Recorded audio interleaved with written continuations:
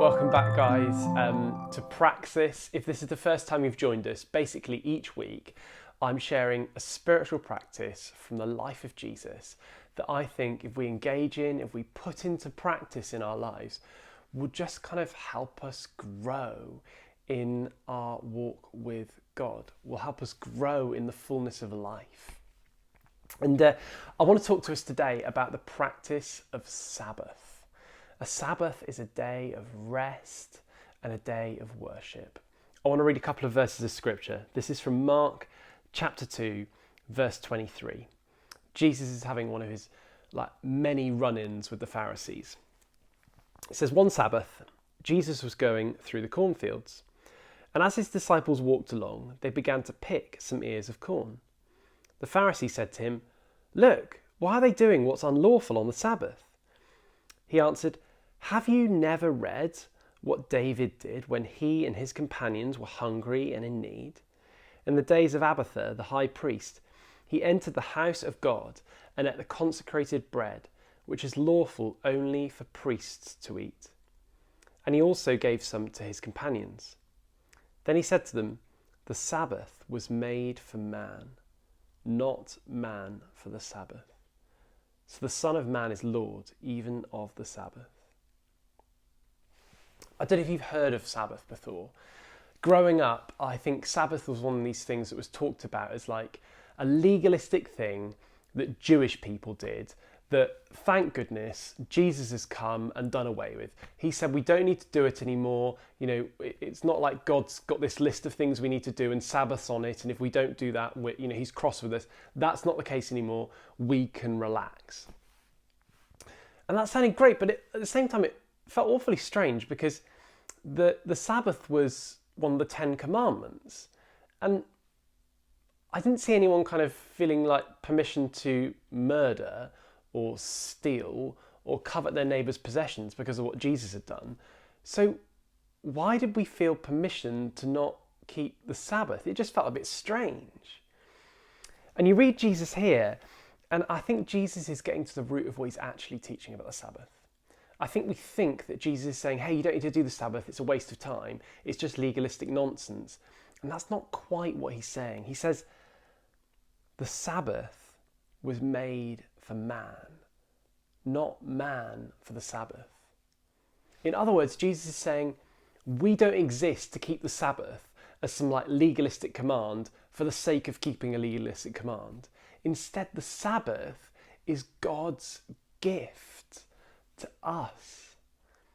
It's not something we've got to do because otherwise God's going to be cross. It's something we need to do because we're created to rest. It's a gift that God gives us to enjoy. We need the Sabbath. It's for us. And so what is a Sabbath? A Sabbath is not a day off. A day off is a day where you don't do your paid work. But generally speaking, we do the other work we've got to do.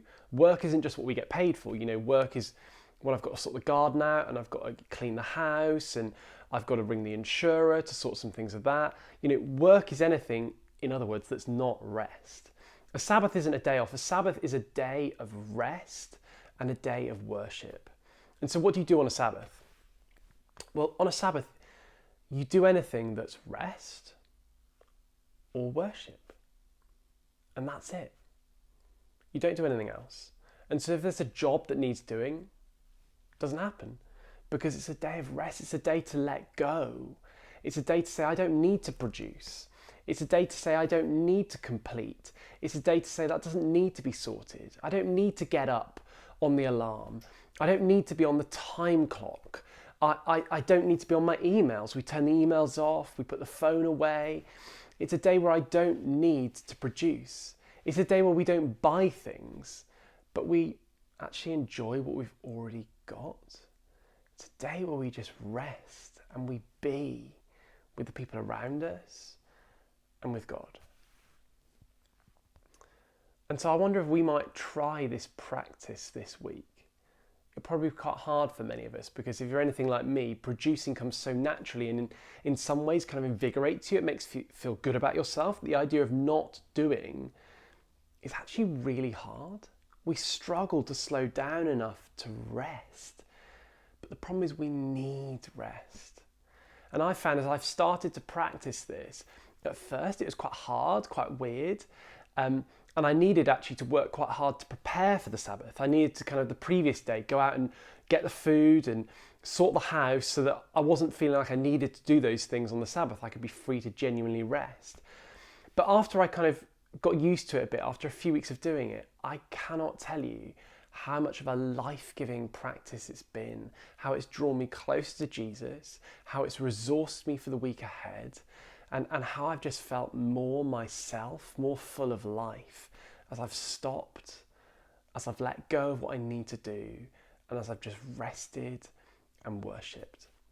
So why don't we try it this week? Pick a day in the week, whether by yourself or with your family, that you're just going to designate as a Sabbath day, and organise your life so that you don't need to do anything. And if any jobs come to mind, if you see an untidy room over there, or, oh gosh, the grass looks a bit long over there, unless tidying the room or unless mowing the lawn for you, and it's different for each of us, is restful, is worshipful, then just don't do it. Be free and rest and see what God might do in and through this. See you again next week.